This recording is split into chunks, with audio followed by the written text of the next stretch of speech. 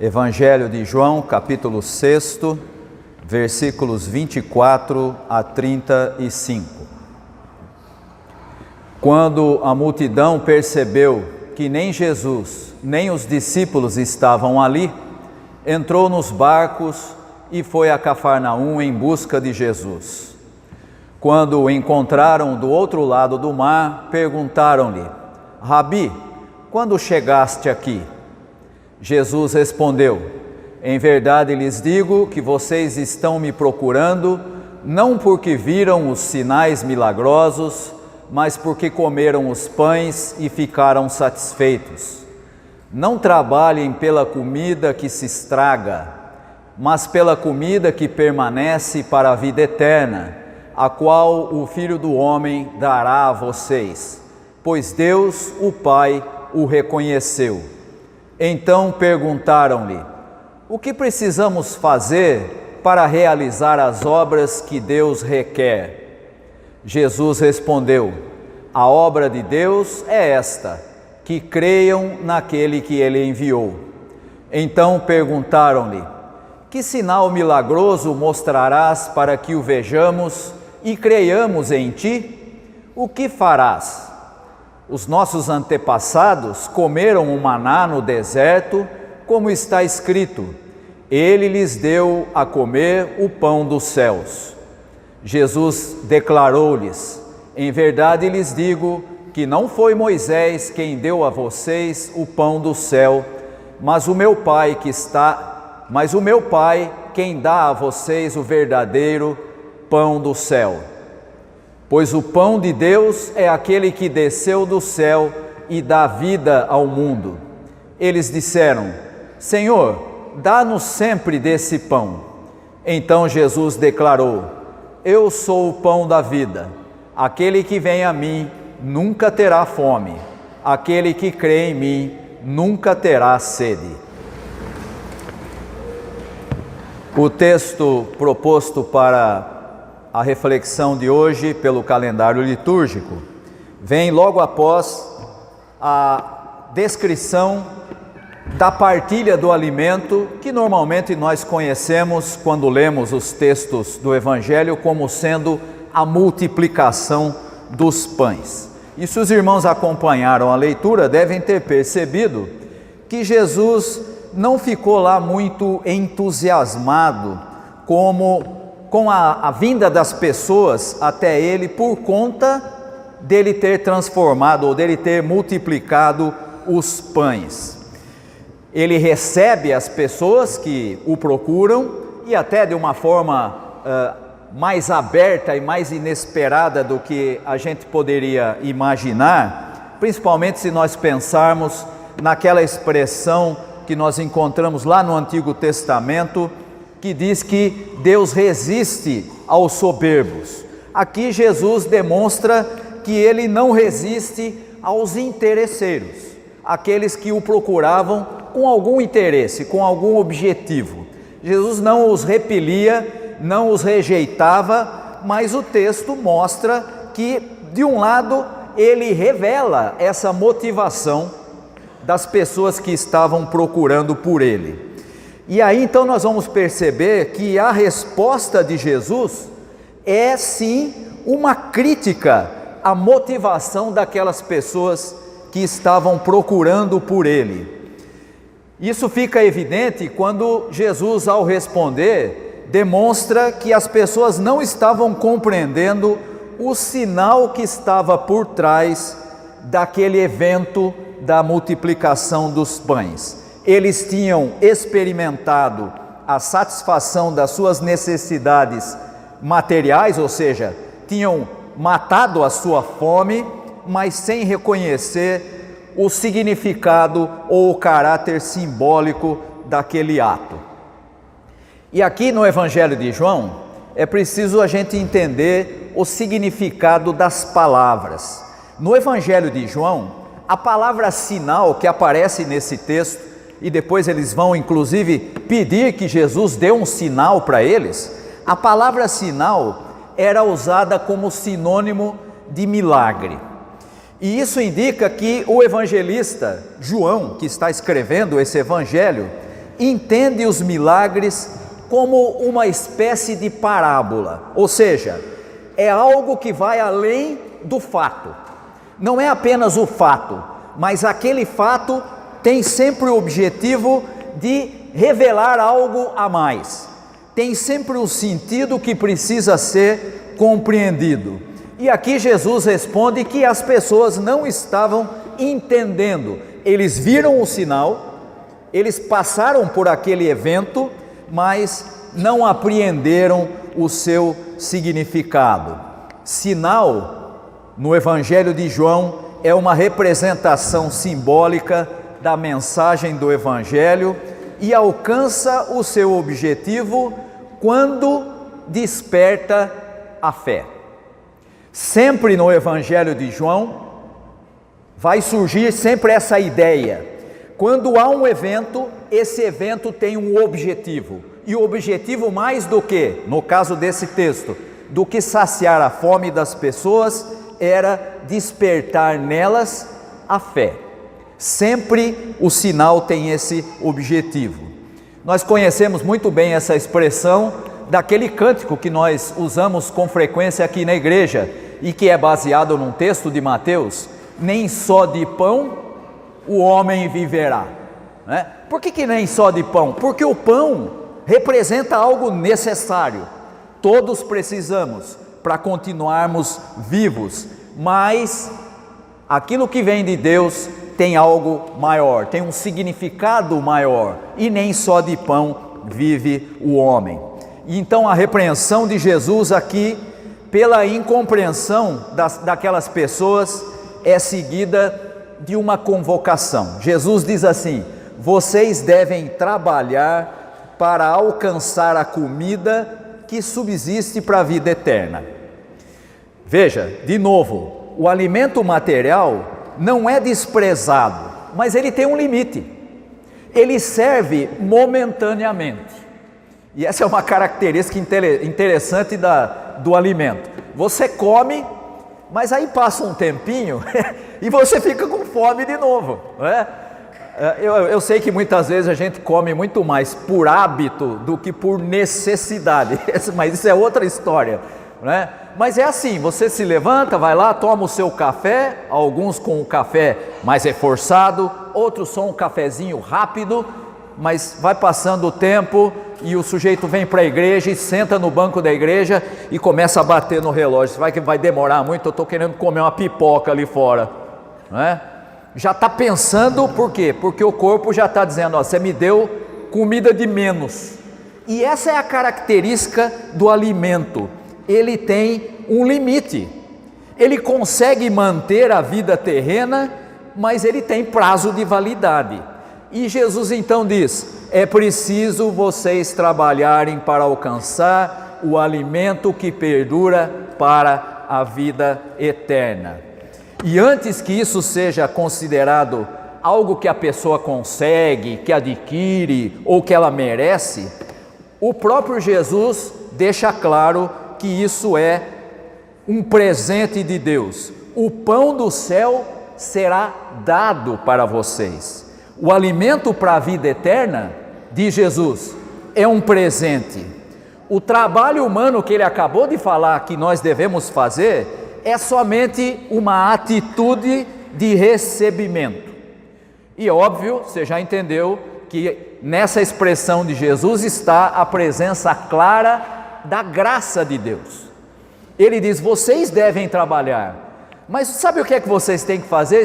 Vocês têm que estar abertos para receber, porque quem dá é o Pai do céu, é Ele quem dá o pão do céu. Nos versículos 28 e 29, o pão para a vida eterna é então fruto da ação de Deus.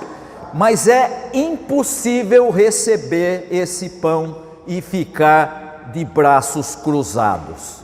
E aí então nós vamos entender a pergunta que eles fizeram a Jesus. Aí ela começa a fazer sentido. Como resultado da dádiva, as pessoas entenderam que foram desafiadas a algum tipo de ação. Por isso a pergunta: o que precisamos fazer? O que é que a gente tem que fazer para receber esse pão? E elas então, com essa pergunta, demonstram uma disposição para agir.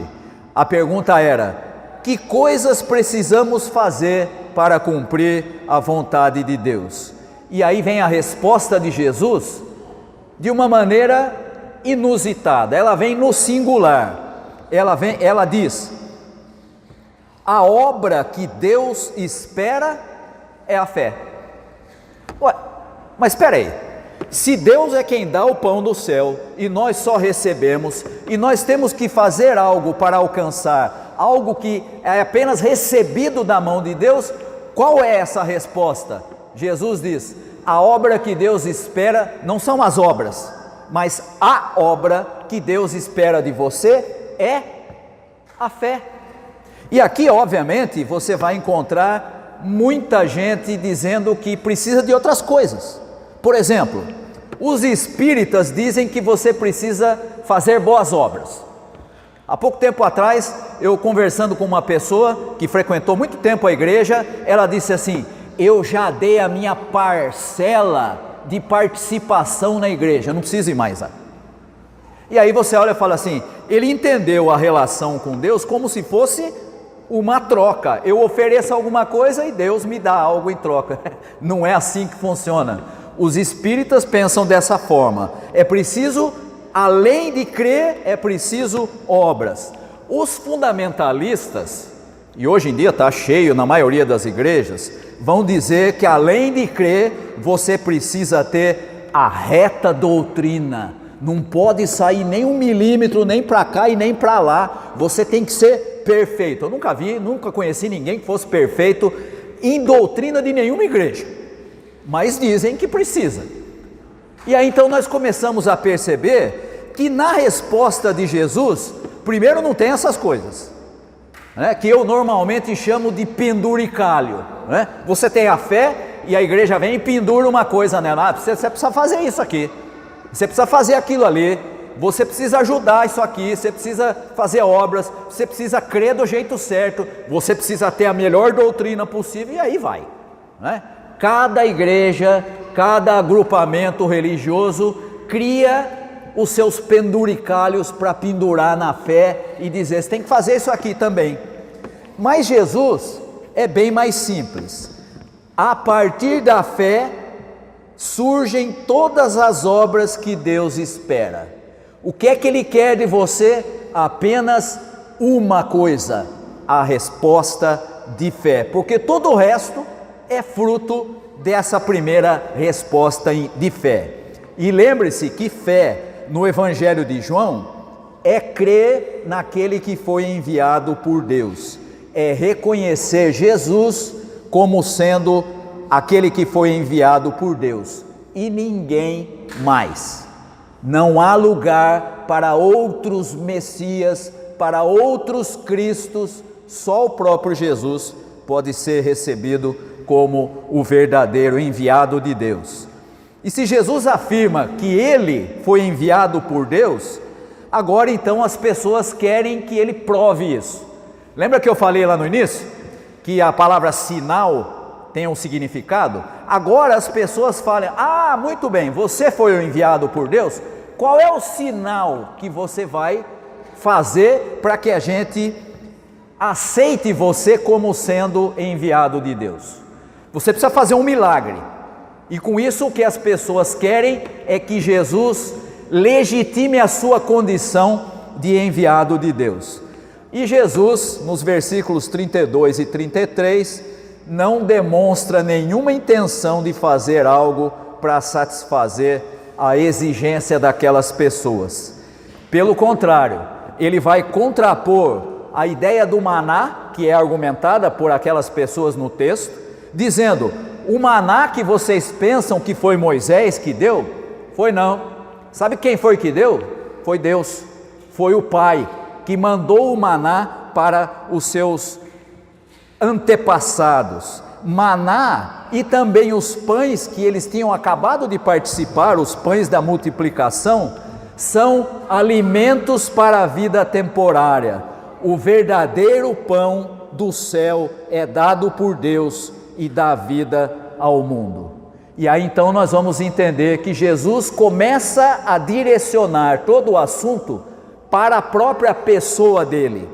E aqui nós temos 3 afirmações importantes. O pão é dado, o pão dos céus é dado por Deus, não é fruto de merecimento, não é porque você fez ou deixou de fazer alguma coisa. O pão vai além do sustento corporal, não é aquele que a gente fica com fome de novo, mas é o pão que dá vida e que não é aniquilado pela morte, e o pão é dado ao mundo todo, não é uma oferta restrita a um grupo específico ou alguém melhor do que o outro.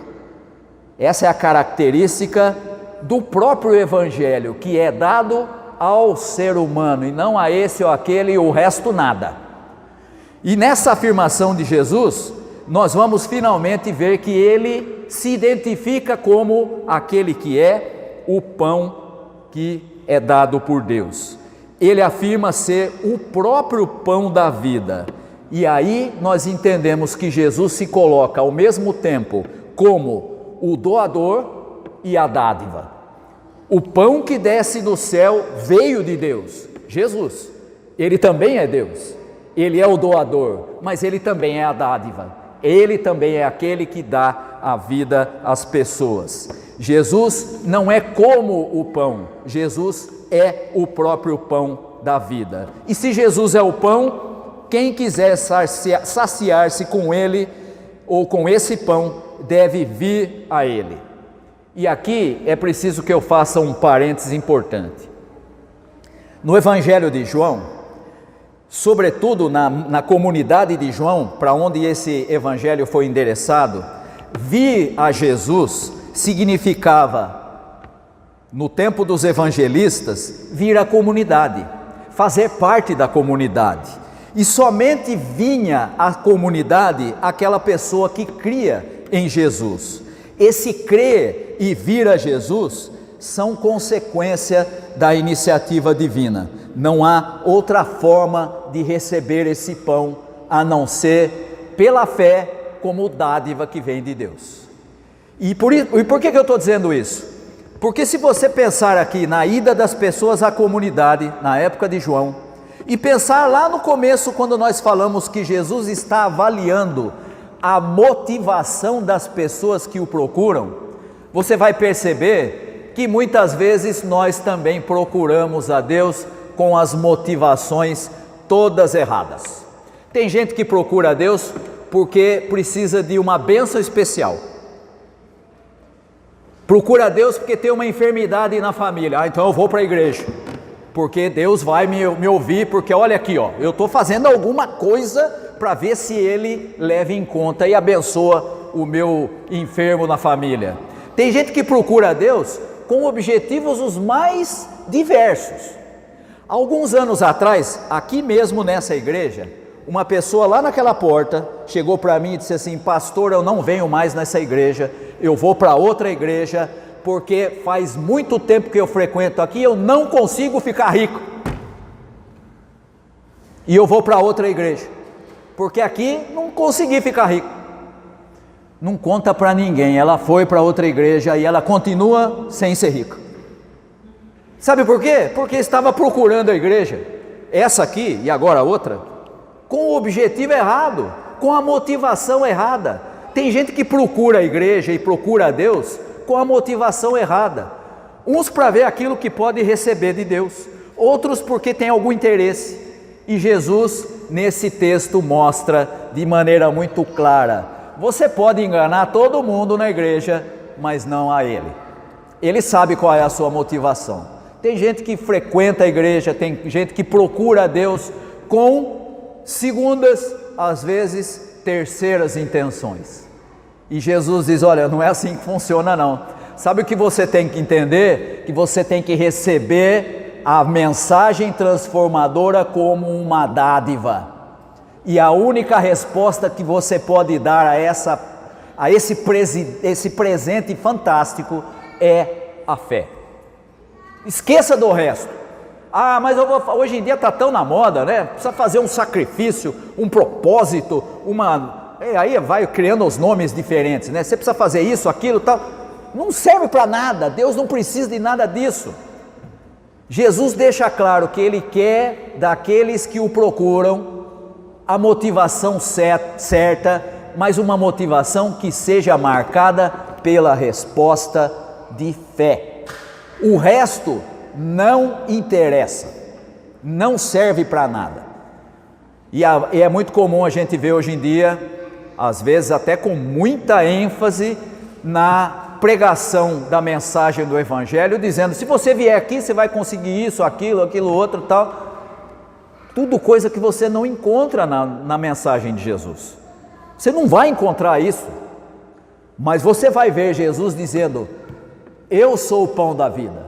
Se você quer a vida eterna, você precisa me buscar. E me buscar significa entender que você só tem acesso a isso por causa da graça de Deus. E a única resposta que você tem que dar a Ele é através da fé. Nada mais do que isso. Jogue fora todos os penduricalhos que você já ouviu, porque ele não serve para nada. A única resposta que Ele quer é a resposta de fé. Ah, pastor, mas a fé não deve levar a gente a agir? Sim, a fé em ação se manifesta das mais variadas formas, na prática da justiça, da tolerância, na busca pela paz, na atitude de humildade, na disposição de perdoar e de acolher, nos gestos de partilha e de solidariedade. Tudo isso é a fé posta em prática. Mas o que Deus quer de você é essa primeira resposta, a de fé. Todas as outras são consequência dela. Jesus diz: eu sou o pão da vida, aquele que tem a mim jamais terá fome, aquele que bebe da água que é Jesus jamais terá sede. Essa deve ser a nossa motivação em buscar o Senhor de todas as coisas, que nós possamos responder diante de Deus com a fé que Ele espera, que seja essa a nossa resposta e seja essa a nossa motivação. Que Deus abençoe aos irmãos e às irmãs. Amém.